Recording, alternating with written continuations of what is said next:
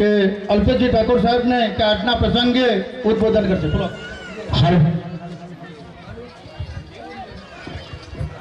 બોલો ચાંચરેજ દાદા કી.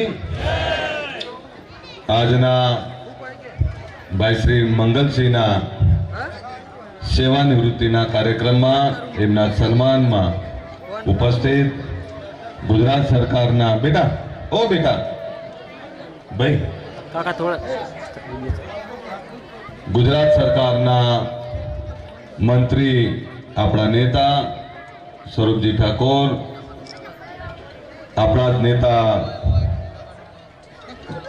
ભાઈ શ્રી અભિજીતસિંહ, અમારા જીવાજી, વિક્રમસિંહ, મંગાજી, ઉપસ્થિત તમામ ભાઈ બાબા ઠાકોર, અમારા કલાકાર બધા જ ઘણા બધા છે, અમારા ડીડી શંભુભાઈ, ઘણા બધા આગેવાનો છે. તમામ આગેવાનો આજે મંગલસિંહને સન્માનિત કરવા માટે આવ્યા છે અને એમના સેવાનિવૃત્તિના કાર્યક્રમમાં ઉપસ્થિત રહેવા આવ્યા છે. ત્યારે એમના પપ્પા, એમનું પરિવાર, એમના પત્ની, એમના બાળકોને અભિનંદન પાઠવું. કારણ કે પહેલા અભિનંદન પરિવારને. એમની નોકરીમાં એ આફ્રિકા ગયા, એ દેશના અલગ અલગ ખૂણાઓમાં આની સરહદો માટે, રક્ષા માટે ગયા. ત્યારે પરિવારની ચિંતા ના કરી, મા ભૂમિની ચિંતા, આ દેશની ચિંતા માટે એમણે જે યોગદાન આપ્યું છે એમના માટે મંગલસિંહ માટે જોરદાર અભિનંદન અને તાળીઓ થવી જોઈએ. પણ એની સાથે એમના પરિવારે પણ ઘણું ભોગવ્યું છે. એ બાળકો કઈ રીતે મોટા થયા, એ પરિવારે શું વેઠ્યું, એમના વગર પરિવારને કેટલી બધી તકલીફો પડી હશે, એ તો એમના પરિવારને પૂછો, એમના પત્નીને પૂછો, એમના મા બાપને, બાળકોને પૂછો તો ખબર પડે. એટલે એમને સવિશેષ આજે અભિનંદન પાઠવું. અને અભિનંદન એટલે પાઠવું કે દેશની રક્ષા માટે પોતાના જીવનું જોખમ કરીને પણ એની સરહદો ઉપર એમણે ફરજ નિભાવી. એમણે સિક્કિમની વાત કરી. સિક્કિમમાં જ્યાં શ્વાસ લેવામાં પણ તકલીફ પડે એવો પહાડી વિસ્તારને એની ટોપ ઉપર, બોર્ડર ઉપર એમણે સેવા આપી. એમણે આફ્રિકામાં સેવા આપી. પણ હું મંગલસિંહ માટે ખાસ એટલે આવ્યો કે આફ્રિકામાં બેઠા બેઠા પણ આપણા માટેની ચિંતા, અને ફોન કરે ને વિડીયો કરે અને સમાજમાં શું ચાલે છે આની ચિંતા કરે. ત્યારે મંગલસિંહ આ દેશની સેવા તો કરી, પણ આ દેશની સેવાની સાથે હવે સમાજ, આ ગામ, આ તાલુકો અને આ રાજ્યની ચિંતા કરશે, આપણા બધાની સેવા કરશે. એટલે મંગલસિંહને ફરીથી હું અભિનંદન પાઠવું ને આભાર માનું. સાથે અહીંયા આટલા બધા લોકો તમને સન્માનિત કરવા આવ્યા છે, એ બતાવે છે કે તમને કેટલો બધો પ્રેમ કરે છે. અને આ દેશના એક એક લોકો આ જવાનોને કેટલો બધો પ્રેમ કરે છે. જેમ પોલીસ એ આંતરિક સુરક્ષાની ચિંતા કરે છે, એમાં દેશની સરહદની ચિંતા આ આપણા આર્મી મેન કરે છે. આપણે બધા શાંતિથી ઊંઘી શકીએ છીએ, શાંતિથી જીવી શકીએ છીએ. કોઈ બહારી તાકાતો આપણા પર આક્રમણ નથી કરી શકતી, અથવા કરે છે તો એને ત્યાં જ ઢેર કરી દે છે. એનું કારણ છે આપણા જવાનો. અને એટલે જ આપણે સુખ ચેન શાંતિથી જીવી શકીએ છીએ. બાકી ક્યારે કલ્પના કરી છે બોર્ડર ઉપર જાઓ તો ખબર પડે કે ત્યાં તોપો અને ગોળીઓનો અવાજ કેટલો આવતો હોય છે. ક્યારેક ક્યાંથી કઈ ગોળી આવે એનું કઈ નક્કી ના હોય, પણ તેમ છતાં આ મા ભૂમિની રક્ષા માટે આ જવાનો ખડે પગે 24 કલાક હોય છે. એટલે બધાને સલામ કરીએ છીએ. અને મંગલસિંહ એ મારા ખૂબ નજીક. મેં કહ્યું કે આફ્રિકા જાય તોય ફોન કરે, અને મારા જેવા બધા ફોન કરતા હશે. એક સારા હૃદયનો પવિત્ર માણસ છે. મેં હમણાં કહ્યું કે મંગલસિંહ હવે ટાઈટ બેસેલો. મંગાજી કે હવે રિટાયર થયા. મેં તો હવે વધારે ટાઈટ બેસવાની જરૂર છે. રિટાયર થયા હવે વધારે ટાઈટ બેસવાની જરૂર છે. અને મંગલસિંહ માટે આટલા બધા લોકો અહીં આવ્યા છે. મંગલસિંહ, તમે ફરીથી તમને ખૂબ ખૂબ શુભકામનાઓ. તમારું આવનારું જીવન એ બધાના કામ લાગે. પણ સવિશેષ મારી વિનંતી છે કે તમારા પરિવારને વધારે ટાઈમ આપજો, પરિવારની વધારે ચિંતા કરજો. જે સમય પરિવારને નથી આપી શક્યા એ સમય હવે પરિવારને આપવાની જરૂર છે. બીજો આ નસીબદાર છે જ્યાં આપણે કોઈ ના જઈ શકીએ, કોઈએ નહીં જોયું હોય એવી જગ્યાએ ગયા છે. આમના માટે કોઈ પ્રતિબંધ ના હોય. એટલે જે જગ્યા આપણે નથી જોઈ એ જગ્યાઓ એમણે જોઈ છે. જે પરિસ્થિતિનો સામનો આપણે નથી કર્યો એ પરિસ્થિતિનો સામનો એમણે કર્યો છે. ત્યારે એમના અનુભવનું પાછું અને બંધારણ માટેની આપણી 8 તારીખે મીટિંગ છે ને?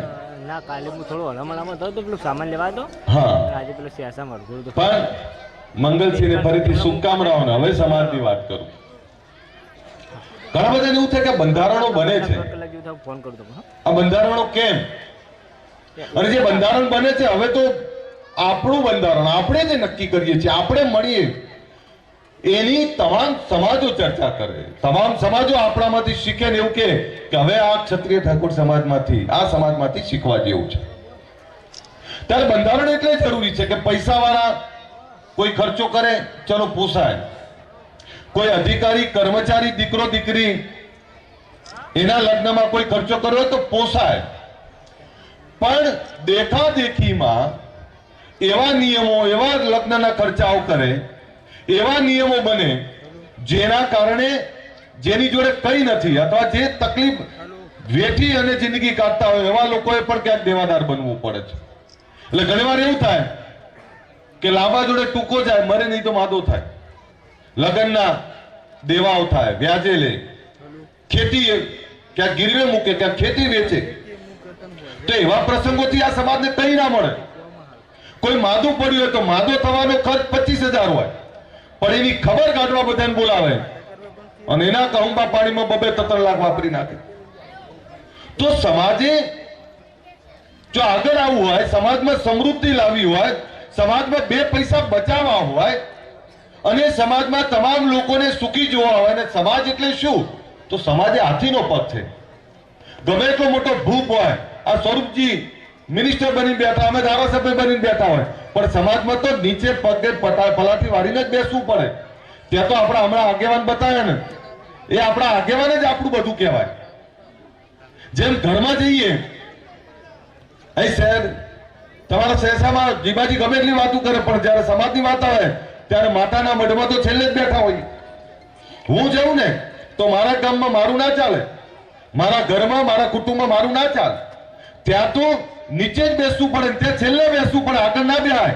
એ તો આપણો ભાગડી વાળો બાપ આપણી આબરૂ છે, અને એ છે ને તો આપણે છીએ. પણ સમાજમાં સમાનતા આવે, સમાજ એક થાય, સમાજમાં બધા જ સરખા, ઊંચ નીચ કઈ નહીં, સમાજમાં બધા જ એક રહી છે, એક સમાજ, એક રિવાજ, એ વિચારધારાને આગળ વધારવી પડે. અને એના માટે બંધારણમાં જે આપણા બાપ દાદાઓ, આપણા ઘડિયાઓ જે નિયમ બનાયા એ જ સાચા હતા ભાઈ. પણ આપણે જેમ જમાનો બદલાણો, આધુનિક બન્યા, સગવડો વધી, પૈસા થોડા ઘણા આયા, એટલે આપણે મન ફાવે બધા કરવા લાગ્યા. ને એમાં જે સમૃદ્ધ હતા એ તો ઠીક છે, પણ જેની જોડે નતા એમને જ દેખાડામ કરવું પડે. બધા એવું કે દેખાડામ કરવું પડે, કોઈ દેખાડામ નહીં. લગ્નમાં જે વરરાજાના વરઘોડામાં 25 લાખ 50 લાખ વાપરી નાખ્યા, વર્ષના અંતે એ વરરાજાને ઉભો રાખીને પૂછો તો એના ગજવામાં 500 રૂપિયા ના મળે. એવા દેખાડાથી કઈ ના મળે. એના કરતા સાદગીથી લગ્ન કરવા સારા. મને પૂછો, મારા દીકરાના 10-15 હજારમાં લગ્ન થયેલા, અને એનું કારણ એ હતું કે સગાઈ થયેલી કે હું 3 વર્ષ જેવું થયું જીબાજી, એટલે મને પૂછે એટલે હું ના પાડ કરું. તો એક દિવસ આવી રીતે કાર્યક્રમ પતાવીને ઘરે બપોરે જઈને જમતો હતો, એટલે મારા પપ્પા એમ બેઠા, મને કે લગ્ન કરી લીધા. એટલે હું તો હજુ પહેલો જ કોડિયો લઉં છું. મેં તું કોના કર્યા? એટલે મને કે આપણા ઉત્સવના લગ્ન. અરે મેં તું પપ્પા મને પૂછ્યું તું? મને કે 3 વર્ષથી હકી કરી હતી, એ સગાઈ કરી હતી, તું કઈ જવાબ આપતો નતો, અમે ઘર મેળે કરી લીધું. મને કોઈ કહેવા નહીં આવ્યું. હું આજે કહેવા માંગુ છું, મને કોઈ કહેવા નહીં આવ્યું કે તમે આખા ગામમાં બધે જઈને જમ્યા છો તો તમે જમાડો. આપણે શું બધાનું જમ્યા છે એટલે જમાડવું પડે. વાત તો આજ આવી છે ને. મને કોઈએ મેણું નહીં માર્યું, જે મળે એવું કીધું, સારું કર્યું. અને આગેવાનો જેની જોડે સગવડ છે એ સાદગીથી લગ્ન કરશે ને તો આપણા ભાઈને એવું થશે કે વાહ બરોબર છે.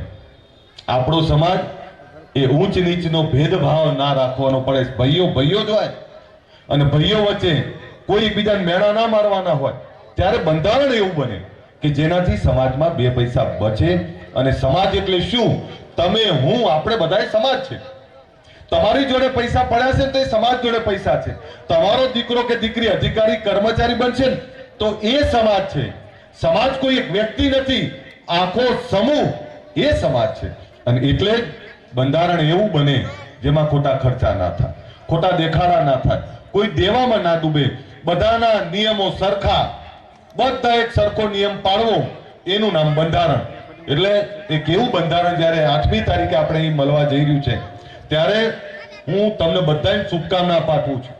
ખોટા ખર્ચામાંથી બહાર નીકળો. અને હવે તો આપણું જોઈ અને પટેલો એવું કહે છે કે ભાઈ બંધારણ બનાવવું જોઈએ. હમણાં રબારીઓ બંધારણની વાત કરી, હમણાં તમામ સમાજો વાત કરે છે. ચૌધરી સમાજે કાલે વાત કરી કે ભાઈ બંધારણ બનવું જ જોઈએ. ખોટા ખર્ચા કોને પોસાય? મેં તમને કહું, ગઈકાલે રાત્રે મારા ઘરના સ્વરૂપજીનું રીલ જોઈ. કવિજી છે મને શું કે આ સ્વરૂપજીની દીકરી લગ્ન હતા. મેં કીધું હા. તો કે આપણને કંકોત્રી મળી નહીં. મેં કીધું ભલે ના મળી, એ તો આપણે જઈને ચાલો કરી આવશું. પણ અત્યારે તો સમાજે જે નક્કી કર્યું છે કે કોઈ બહુ લાંબા દેખાડા, લાંબા ખર્ચા નહીં. એટલે મને જ આ સ્વરૂપજી અત્યારે મને જાહેરમાં કીધું, સાહેબ કહો તમને ક્યાં કંકોત્રી મળી છે? મને કંકોત્રી નહીં મળી. જો કે કંકોત્રી છપાઈ કે એ મને નહીં ખબર, કંકોત્રી જ નહીં છપાય. સાહેબ આપણે બધા એકબીજાની ખૂબ ચિંતા કરીએ છીએ, પણ આ પ્રેમ છે ને એને વધારે મજબૂત કરવો પડે. બંધારણ તમે માનો છો ને કે બનવું જોઈએ? માનો છો ને? કેટલા માને? એ મારી માવડીઓ, તમારે તો વધારે ઊંચા કરાય. કારણ કે ઘરની ચિંતા તમે કરો છો. પેલા અમારી જોડે કદાચ પૈસા ના હોય ને એટલે પૂછો તમે કે કેમ ઢીલા બેઠા છો? અરે પૈસાની તકલીફ છે એટલે પૂછે તરત. તમે આ બધાના ઘરનો દાખલો છે. કેટલા જોઈએ? એટલે આપણે આમ જોઈએ. તારી જોડે ક્યાંથી આયા? બોલો ને કેટલા જોઈએ? એટલે આપણે કે 2000 રૂપિયા ગોદડામાંથી ડબ્બામાંથી કાઢીને લઈ આવે. સાચું ખોટું? આ તમે શક્તિ છો અને આપણે શક્તિના ઉપાસકો છીએ. અને તમે શક્તિ છો, અમારી તાકાત તમે છો. અને તમે કોઈ વસ્તુમાં સમર્થન આપો ને એટલે હું માનું કે ભગવતી આશીર્વાદ આપી દીધા. પહેલા એકવાર જોરદાર તમે તાળી પાડો એટલે ખબર પડે કે વાહ, સમર્થન તમે આપો છો. હવે બધા તાળીઓ પાડો સમર્થન જો આપતા હોય કે સંવિધાન બનવું છે આપણું. આપણા બધાનું બંધારણ એક સરખું બને એના માટે તમામ ખૂણાઓમાંથી જ્યારે સભાઓ થઈ રહી છે, હમણાં 30 તાલુકાની થઈ, હવે આપણી થશે અહીંયા 100 ગામની. એમ આખા ગુજરાતમાં ધીરે ધીરે આખા ગુજરાતમાં આપણું બંધારણ એક થઈ જશે. અને હું માનું છું એનાથી સમાજને ખૂબ ફાયદો થશે. કોઈ ગમે તે કે આનાથી સમાજને ખૂબ ફાયદો થશે, ખૂબ બચત થશે અને ભાઈચારો પણ એટલો જ થશે. અને એક સમાજ, એક રિવાજ અને એક સમાનતા, આપણામાં સમાનતા આવી જશે. અને એના માટે તમે બધા આગળ વધો. હું ફરીથી તમારો બધાનો આભારી છું કે આ સમાજે મને ખૂબ પ્રેમ આપ્યો છે. તમે બધાએ મને ખૂબ લાડ લડાયા છે. રાતના 3 વાગે કઈ વિચાર્યા વગર એવું કહી દઉં કે અમે રાતના 3 વાગે ભેગા થઈશું અને રાતના 3 વાગે લાખોની સંખ્યામાં સમાજ ભેગો થાય. અને એનું મેં વખતે કહ્યું હતું કે આપણી ચર્ચા ન કે ગુજરાત, આખો દેશ ચર્ચા કરશે. આજે આખા દેશમાં ચર્ચા થાય છે કે રાતના 3 વાગે આ લોકો ભેગા થયા અને બધે જ ચર્ચાઓ થાય છે. 3 વાગે ભેગા થયા એનો એક ઇતિહાસ બન્યો. આ દેશમાં ત્રીજી ઘટના છે. જ્યારે એક દેશ આઝાદ થયો ત્યારે આ દેશમાં રાત્રિ સભા થઈ હતી. એ પછી બિહારમાં જયપ્રકાશ નારાયણ એમણે રાત્રિ સભા કરેલી અને ત્રીજું આ ક્ષત્રિય ઠાકોરોએ સભા કરી. સાહેબ ઇતિહાસના પન્ને નામ લખાઈ ગયું તમારું. અને આજે લોકો, મેં વખતે એક વાત કરેલી, જો અમે બધા અલગ અલગ સંગઠનો, વાત તો સમાજની જ છે. અહીં જેટલા બેઠા છે આ સિવાય પણ કોઈ સંગઠન લઈને બેઠા, કોઈ સમૂહ લગ્ન સમિતિ લઈને બેઠા, કોઈ લાઇબ્રેરી કરે છે, કોઈ સ્કૂલ કરે છે. આ બધાનો વિચાર તો સમાજ ઉત્થાનનો છે, સમાજની વિકાસનો છે, સમાજની એકતાનો છે. આજે મેં એ વખતે કહેલું કે 3 વાગ્યાનું સંમેલન પતી જવા દો 26 જાન્યુઆરીનું, પછી તમને કોઈ સવાલ નહીં કરે, તમારી એકતા ઉપર કોઈ સવાલ નહીં કરે ને એકતા ઉપર કોઈ આગળ નહીં જીતે. આ સમાજની એકતાનો સંદેશો હતો. એ કોઈ વ્યક્તિ માટેનું નહોતું, પણ આપણા સમાજની એકતા માટેનો સંદેશો હતો. સાથે બીજી વાત એ પણ કરું, નશાખોરીમાંથી બહાર નીકળ્યા છે, હવે નશાઓ ફરીથી પાછા ના આવે એની ચિંતા કરજો. આપણી આવનારી પેઢીને આપણા બાળકોને ભણાવો. આ મંગલસિંહ આફ્રિકામાં હતા અને એવા અનેક આપણા જગદીશજી આજે અમેરિકામાં છે. મારે સમયાંતરે વાત થાય, આપણા અનેક લોકો વિદેશોમાં છે, પણ એ ભૂખને લગાડવી પડે, વધારે મજબૂત કરવી પડે કે આપણા દીકરા દીકરીઓને વિદેશ અભ્યાસ, વિદેશ નોકરીઓ માટે મોકલવા પડે. દીકરા દીકરીઓને ભણાઈ અને અધિકારી કર્મચારી બનાવવા મૂકવા પડે. 2016 નો વ્યસન મુક્તિનો મહાકુંભ હતો. 2026 આ હું શિક્ષણની વાત કરું છું, આજે કઈ જાઉં છું. 2036માં જયારે ફરીથી ભેગા થઈશું ત્યારે એ સ્ટેજ ઉપર આપણી દીકરી ડીએસપી ભાષણ કરતી હશે અને કલેક્ટર દીકરો ભાષણ કરતો હશે. આ વિચારધારાની વાત કરું છું અને વિચારધારાને તમે બધા આશીર્વાદને સમર્થન આપો એ જ વિનંતી સાથે ચાચરેત દાદા આપણા બધાની મનોકામના પૂરી કરે. આજ ભાઈચારો, આજ એકતા આપણી ટકાઈ રાખે અને 8મી તારીખે આમંત્રણ આપશો તો આવીશ. આવવાનું છે 8મી તારીખે. આટલું સરસ આપણું બંધારણનું કામ થતું હોય ત્યારે આપણી નાથ ગંગાના દર્શન કરવા અને આશીર્વાદ લેવા માટે આવીશ. ફરીથી આ બધાને 8મી તારીખનું આમંત્રણ. અને કેવું બંધારણ બને જે બંધારણ થકી આપણા સમાજમાં આમુખ પરિવર્તન, જાગૃતિ આવે. હમણાં 30 તાલુકાનું થયું, આ 100 તાલુકાનું, અને દિવસો દૂર નથી જ્યારે ગુજરાતના 10,000 ગામડાનું આપણું બંધારણ બનશે.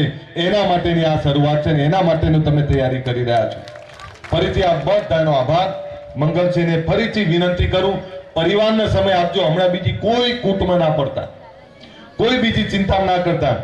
મા બાપ, દીકરા દીકરી, પત્ની, ભાઈ બાંડુ અને પરિવારને ખૂબ સમય આપજો. એ પરિવારે તમારા માટે ખૂબ રાહ જોઈ છે. આજે પ્રસંગ એમના માટેનો છે. આજે રાજીપો એમને હશે કે અમારો દીકરો સિંદૂર ઓપરેશન में હતા. એટલે પણ ફરીથી કહું મંગલસિંહ, તમે બીજી ચિંતા બહુ કરો. એકવાર જોરદાર તાળીઓ પાડો. મંગલસિંહ ફરીથી કહું, તમે સિંદૂર ઓપરેશનમાં હતા, તમે આર્મીમાં હતા, તમે ખૂબ સેવા કરી, પણ પરિવારને ચિંતા કરજો. પરિવારને હમણાં સમય ખૂબ આપજો. સાચું ખોટું? ફરીથી આ બધાનો ખૂબ ખૂબ આભાર. બોલો ભારત માતા કી. આ મંગલસિંહ માં ભૂમિની રક્ષા કરીને આવ્યા છે. માં ભારતી આપણા બધાની છે ને. જયકારો બુલંદ હોવો જોઈએ. મંગલસિંહ લાગવું જોઈએ કે વાહ, આ બધા મને વધારવા આવ્યા છે. એમાં કરંટ છે. બોલો ભારત માતા કી. અસ્તુ. જય હિન્દ, જય જય ગરવી ગુજરાત. કઈ જાઓ, પાટણના પ્રભારી છે. પાટણના પ્રભારી છે એટલે કઈ પણ જેટલો લાભ લેવાતો હોય એટલો લઈ લો. અને ભાઈ એક જ મિનિટ એક ગીત ગાઈ લો આ મંગલસિંહના માનમાં. એક ગીત. બહુ જોરદાર કલાકાર છે આપણા. જોરદાર. એકવાર જોરદાર તાળી.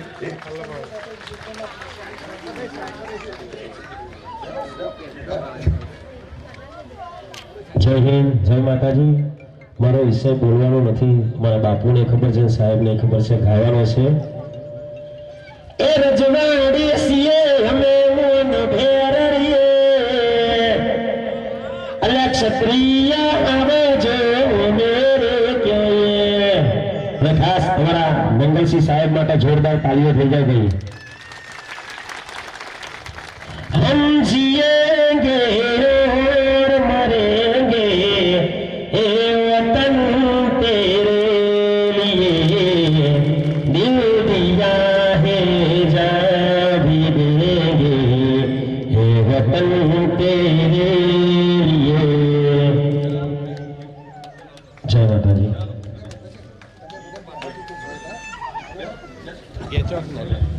તો હવે બધા મહેમાનો બેજો, દરેકનું સ્વાગત કરવાનું છે.